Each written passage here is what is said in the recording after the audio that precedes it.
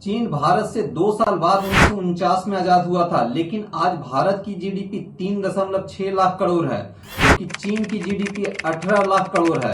भारत की कुल जीडीपी में मैन्युफैक्चरिंग सेक्टर का कुल योगदान सिर्फ 14% है, जबकि चीन का मैन्युफैक्चरिंग सेक्टर उसकी जीडीपी में 28% का योगदान देता है। हर भारतीय की सालाना आय 2 लाख रुपए है, जबकि हर चीनी व्यक्ति की सालाना आय 11 लाख रुपए है। भारत की साक्षरता दर 77% है, जबकि चीन की 97% है। भारत का लाइफ एक्सपेक्टेंसी रेट 70 है, जबकि चीन का लाइफ एक्सपेक्टेंसी रेट 77 है। भारत का ह्यूमन कैपिटल इंडेक्स 0.44 है, जबकि चीन का ह्यूमन कैपिटल इंडेक्स 0.65 है। हर मानकों पर हम भारतीय चीन से पीछे रह गए।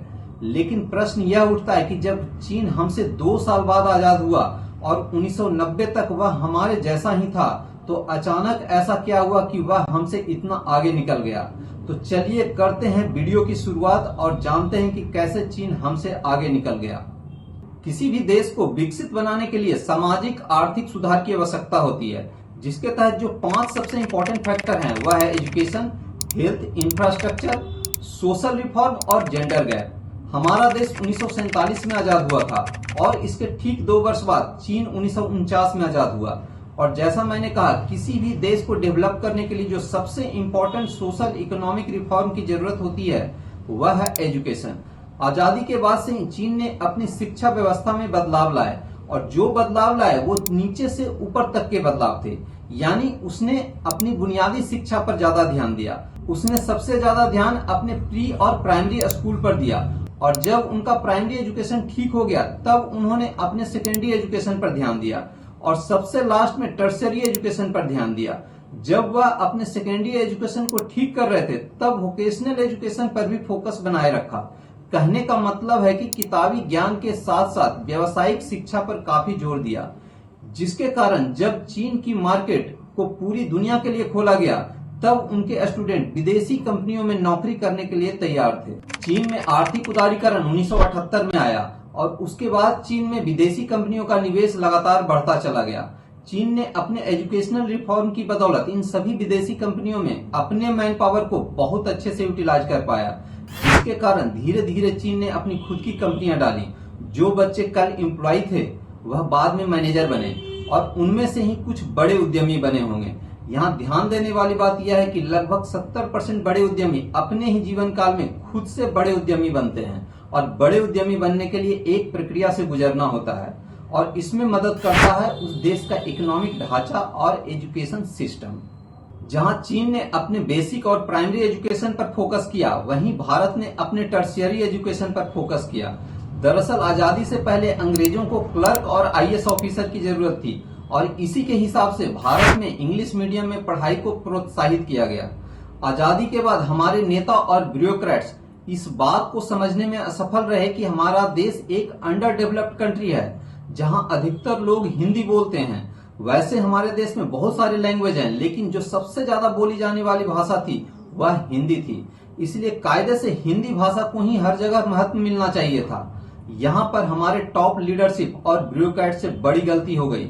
उन्होंने इंग्लिश को कामकाजी भाषा बनाया, जबकि स्टेट लेवल पर लोकल भाषा को तरजीह दी गई, जिसके कारण अधिकतर नौकरियां उन लोगों को मिल रही थी जो इंग्लिश बोलने में सक्षम थे। क्या आपने ध्यान दिया है, हमारे बीच में रहने वाले पेरेंट्स ऐसा हमेशा बोलते हैं, मेरा बच्चा इंग्लिश मीडियम में पढ़ता है, वह धड़ल्ले से इंग्लिश बोलता है, और ऐसा बोलकर वह बहुत ही गर्वान्वित महसूस करते हैं। लेकिन सच्चाई क्या है? हमारे देश के कितने परिवार इंग्लिश मीडियम स्कूल में पढ़ सकते हैं? यानी जो गरीब है वह सरकारी स्कूल में शिक्षा लेंगे या शिक्षा से महरूम ही रह जाएंगे। और सरकारी स्कूलों में कैसी शिक्षा मिलती है यह आप सबको पता है। इसी कारण से हमारा लिटरेसी रेट आज भी 77% है। दूसरा, जब हर स्टेट में अलग लैंग्वेज है तो नेशनल लीडर की बातें हर कोई कैसे समझेगा? भारत के सभी लोगों को एक सूत्र में कैसे ला पाएंगे? आपने देखा होगा कि महाराष्ट्र में पहले साउथ इंडियन को भगाने की बात होती थी और आज नॉर्थ इंडियन को भगाने की बात हो रही है। अनेकता में एकता की बात होती है, लेकिन जमीनी सच्चाई यही है कि लैंग्वेज बैरियर के कारण भारत देश भिन्नता से भरा है। आजादी के बाद से ही भारत ने प्री एंड प्राइमरी एजुकेशन पर फोकस ना करके टर्शियरी एजुकेशन पर फोकस किया। जिसके कारण हमारे देश में आईआईटी, एम्स जैसे बड़े स्कूल तो बने, लेकिन एक बड़ा वर्ग एजुकेशन से मरहूम रह गया। आज भी गांव में प्री एंड प्राइमरी एजुकेशन लोगों को नहीं मिल रहा। Annual status of education report 2018 के अनुसार कक्षा 5 में पढ़ने वाले 50% छात्र ही कक्षा 2 की किताबें पढ़ सकते हैं। भारत में अभी भी 1,11,000 ऐसे प्राइमरी स्कूल हैं जहां सिर्फ एक शिक्षक मौजूद है, और प्री स्कूलिंग के नाम पर हमारे यहाँ आंगनवाड़ी केंद्र है। और आपको तो पता ही है कि हमारे आंगनवाड़ी केंद्र कैसे हैं। अगर आंगनवाड़ी केंद्रों की जांच हो तो पता चलेगा अधिकतर आंगनवाड़ी केंद्र ऐसे लोगों के द्वारा चलाए जाते हैं जिन्हें खुद ही कुछ पढ़ना नहीं आता है। पर्सनली मैं ऐसे लोगों को जानता हूं जो प्राइमरी स्कूल में टीचर हैं और वेतन उठाते हैं, लेकिन वह कभी स्कूल नहीं जाते हैं। यानी सरकार ऐसे लोगों को फ्री में पैसे दे रही है और इसकी जांच करने वाला कोई नहीं है। प्री और प्राइमरी एजुकेशन के अभाव के कारण अधिकतर छात्र सेकेंडरी एजुकेशन के लिए सेकेंडरी स्कूल में जा ही नहीं पाते थे। जो सेकेंडरी स्कूल में छात्र पढ़ाई कर रहे थे उन्हें कोई वोकेशनल एजुकेशन यानी कोई भी व्यावसायिक शिक्षा नहीं मिल रही थी। यानी हमारे यहाँ जो प्लम्बर, इलेक्ट्रीशियन और कॉन्ट्रैक्टर थे वह बिना एजुकेशन के किसी दूसरे व्यक्ति के साथ रहकर इन कामों को सीखा था। यानी ऐसे लोगों को फैक्ट्री में नहीं लिया जा सकता था, जबकि चीन में ठीक इसके उल्टा हो रहा था। वहां पर प्राइमरी एजुकेशन के बाद सेकेंडरी एजुकेशन दिया जा रहा था और उसके साथ ही वोकेशनल एजुकेशन भी दिया जा रहा था। यही वह समय था जब इंडिया चीन से पीछे छूट गया। इंडिया और चीन इकोनॉमिकली 1990 तक लगभग एक जैसे ही थे। हमने अपने मार्केट को 1991 में खोला। हमारे लीडर और टॉप ब्यूरोक्रेट्स इस बात को समझने में 13 साल लगा दिए कि इकोनॉमिक लिबरलाइजेशन देश की प्रगति के लिए बहुत ही महत्वपूर्ण है। हमारे नेता कॉपी पेस्ट तक नहीं कर पाए। जब तक हमारा मार्केट ओपन हुआ तब तक चीन का मार्केट अपना बेस तैयार कर चुका था। उनके पास स्किल्ड मैन पावर थे, जबकि हमारे पास अनएजुकेटेड, अनस्किल्ड मैन पावर जो खेती के अलावा कुछ नहीं कर सकता था।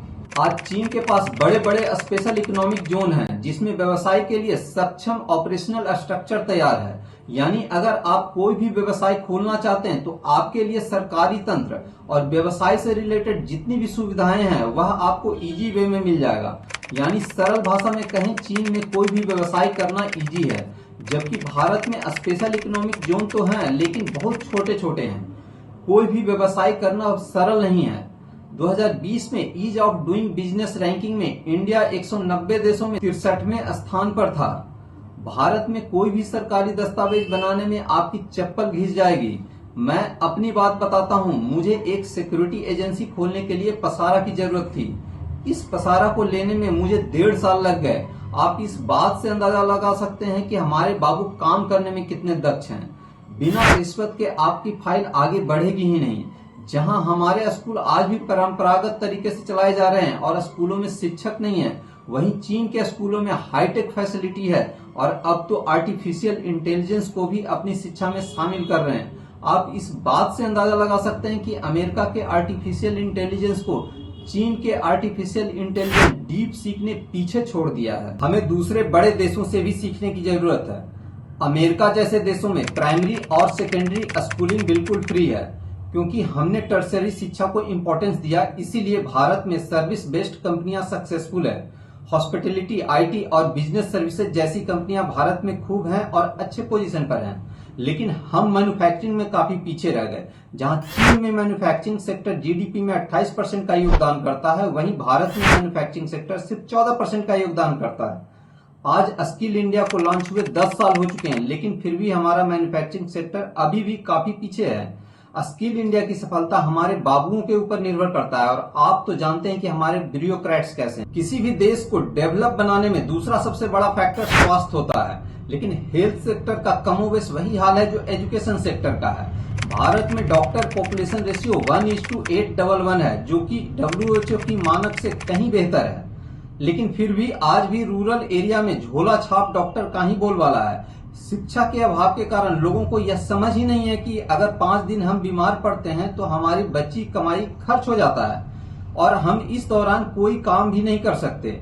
जहां भारत में स्वास्थ्य सेवाओं में काफी कुछ करना बाकी है, वहीं चीन का हेल्थ सेक्टर हमसे कहीं आगे है। जब तक हमारा समाज स्वस्थ नहीं होगा तब तक वह आर्थिक उन्नति नहीं कर सकता।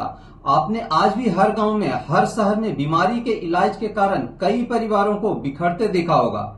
जब तक हम अपने समाज के सबसे कमजोर वर्ग का ख्याल नहीं रखेंगे तब तक हमारा समाज आगे बढ़ ही नहीं सकता। किसी भी देश को डेवलप करने के लिए तीसरा सबसे बड़ा फैक्टर इंफ्रास्ट्रक्चर डेवलपमेंट है, जिसमें इंडिया चीन से बहुत पीछे है। जहां चीन में 11,000 किलोमीटर का मेट्रो नेटवर्क है, वहीं इंडिया में सिर्फ 1,000 किलोमीटर का मेट्रो नेटवर्क है।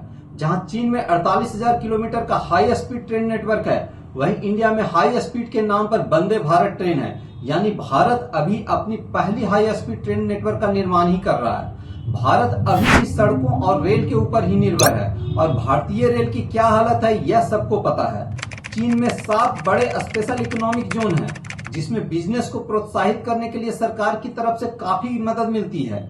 चीन के जीडीपी में 22% का योगदान स्पेशल इकोनॉमिक जोन से होता है। 45% फॉरेन इन्वेस्टमेंट यहीं आते हैं।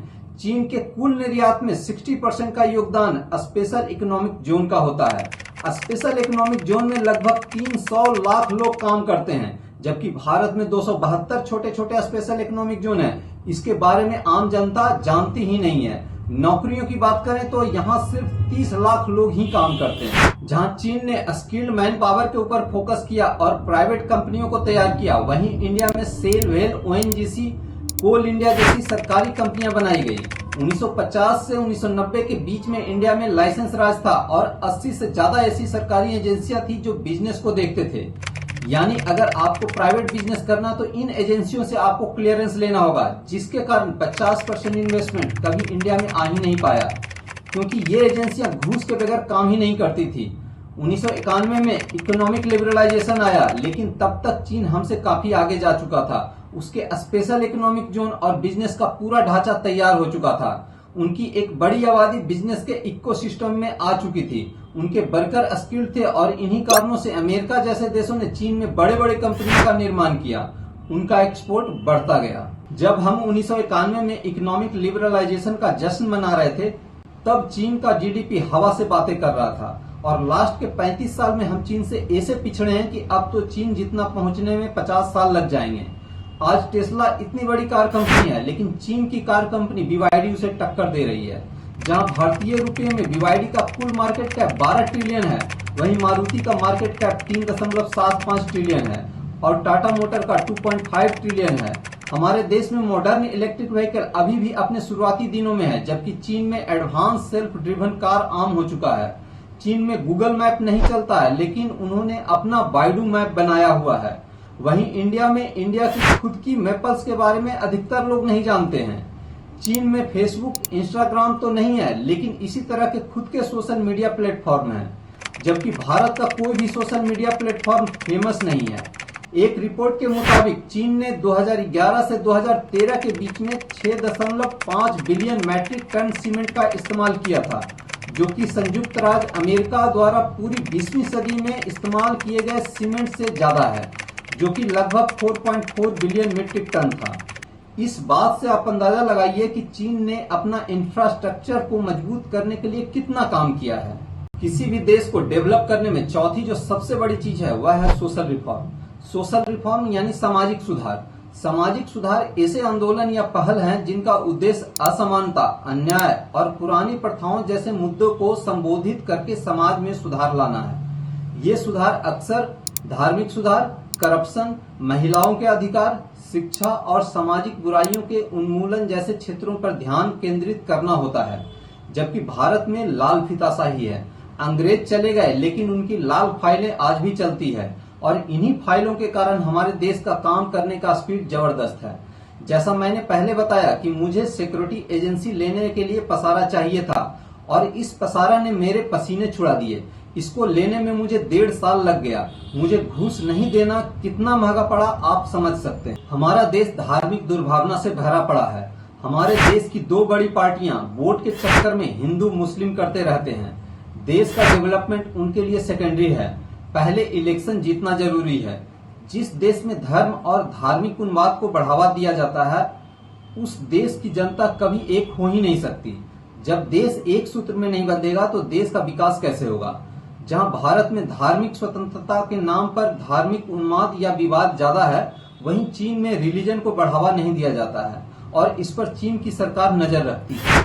चीन में 18 वर्ष से कम आयु के बच्चों को किसी भी धार्मिक संगठन से औपचारिक रूप से जुड़ने और धार्मिक शिक्षा या गतिविधियों में भाग लेने से कानूनी रूप से प्रतिबंधित किया गया है। यह प्रतिबंध एक व्यापक सरकारी नीति का हिस्सा है जिसका उद्देश्य गैर धर्म को बढ़ावा देना है। हमारा देश कास्ट सिस्टम में बटा हुआ है, जिसके कारण सामाजिक ताना बाना सही नहीं है, जो कि देश की प्रगति में एक बड़ा बाधा है।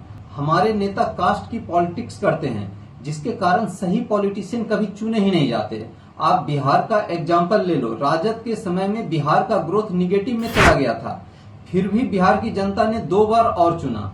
यही हाल कमोवेश पूरे भारत में है। जब सही लोग चुनकर ही नहीं आएंगे तो काम कैसे होगा। भारत का हर डिपार्टमेंट करप्ट है, बिना पैसे के काम होते ही नहीं है। मैं अपनी बात बताता हूँ। मैंने एक जमीन का म्यूटेशन करवाया, क्योंकि मैंने घूस नहीं दिया, इसीलिए उन्होंने म्यूटेशन का पेपर गलत बना दिया। मैं उस म्यूटेशन के पेपर को सही कराने के लिए 5 साल से कोशिश कर रहा हूँ, लेकिन उस पर आज भी कार्रवाई नहीं हो रहा है, क्योंकि मैं आज भी घूस देने के लिए तैयार नहीं हूँ। हमारे देश में करप्शन इतना ज्यादा है कि कोई भी काम बिना पैसे के होता ही नहीं है, और इसी के कारण बिजनेस के लिए भी कोई भी पेपर वर्क सही समय पर हो ही नहीं पाता है। भारत में कहीं भी कोई भी काम होता है, जैसे रोड बनवाना हो, पुल बनवाना हो, निर्माण का 8 से 10% पैसा घूस में चला जाता है। 3% जेई का, 2% एई का, 2% चीफ इंजीनियर का। इस तरह से हमारी गवर्नमेंट मशीनरी काम करती है। ऐसा नहीं है कि यह बात हमारे पीएम को नहीं पता है या सीएम को नहीं पता है, सभी को पता है। और भारत में इसी तरह से काम होता है, क्योंकि इन पोस्ट पर बैठे ऑफिसर्स अपनी पोस्टिंग के लिए एक बड़ा अमाउंट इन पॉलिटिशियन को देते हैं। जब यह ब्यूरोक्रेट्स अपनी पोस्टिंग के लिए पैसे देते हो तो पोस्ट पर बैठने के बाद तो पैसे कमाएंगे ही। मैं अपनी एक और कहानी बताता हूँ। मैं एक पुलिस वेरिफिकेशन के लिए एक थाने का चक्कर कई महीनों से लगा रहा था। अंत में मैंने सीएमओ, पीएमओ और एसपी को शिकायत कर दी। पीएमओ की तरफ से मुझे बुलाया गया। वहां पर बैठे पुलिस वाले मेरी बात सुन रहे थे और बात बात में मुझे बताया, क्योंकि आपने पैसे नहीं दिए इसीलिए आपका काम डिले हो गया। करप्शन भारत की नस नस में है। जहां 2 साल से कोशिश करने के बावजूद मैं अपनी सिक्योरिटी एजेंसी अभी तक नहीं खोल पाया हूं, वहीं प्राइवेट बिजनेस खोलने में मुझे मात्र 2 से 3 महीने लगे। हमारे नेता इलेक्शन जीतने के लिए क्या क्या नहीं कर रहे हैं। देश की डेवलपमेंट की जगह पैसे को फ्री में बांट रहे हैं। मध्य प्रदेश में हेल्थ सेक्टर के लिए 21,000 करोड़ रुपए एलोकेट किया जाता है, जबकि लाडली बहन योजना के लिए 18,000 करोड़ रुपए एलोकेट किए जाते हैं। इससे आप अंदाजा लगा सकते हैं कि कितना पैसा फ्री की योजनाओं, फ्री इलेक्ट्रिसिटी, फ्री लैपटॉप और मुफ्त की रेवड़ियों में बर्बाद किया जाता है। इन पैसों से देश का इंफ्रास्ट्रक्चर बनाया जा सकता है। दरअसल हमारे देश की जनता इलेक्शन के समय में ना ही एजुकेशन की बात करती है और ना ही हेल्थ की बात करती है। उन्हें इलेक्शन से पहले दारू की एक बोतल और चिकन चाहिए। जो जनता मांगती है हमारे नेता उसे पूरा करते हैं। कहने का मतलब है भारत अभी लाल फीताशाही में घिरा हुआ है।